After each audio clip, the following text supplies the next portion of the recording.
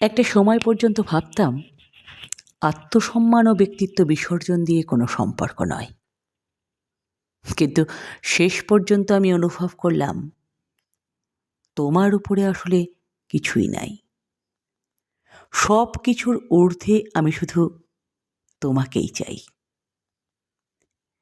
ব্যক্তিত্ব বজায় রেখে ভালোবাসা হয় না, ভালোবাসতে গেলে সত্যি বেহায়া হতে হয়। মায়ার কাছে সমস্ত ইগো পরাজিত হয়।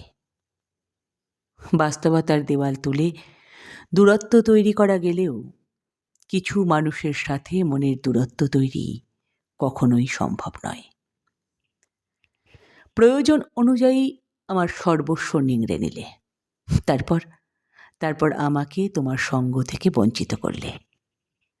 তোমার অনুভূতিতে আমি চরিত্রের দাফন করে দিলে। এই এত কিছু হয়ে যাওয়ার পরেও এখনো পর্যন্ত আমার মন ও মস্তিষ্কে সেই তোমার অবিরাম বিচরণ।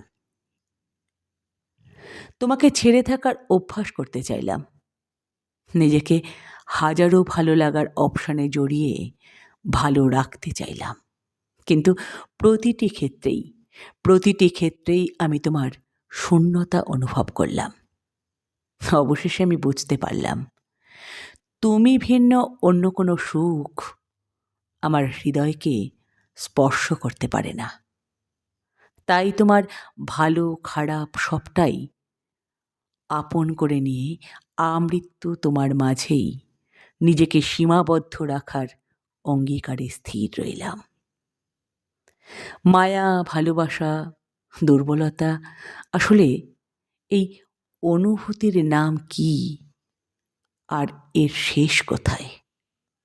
মানুষ বোধহয় এভাবেই একদিন জ্ঞান শূন্য হয়ে পড়ে, আর যার শেষ পরিণতি হিসেবে আমরা তাকে পাগল বলে সম্বোধন করি।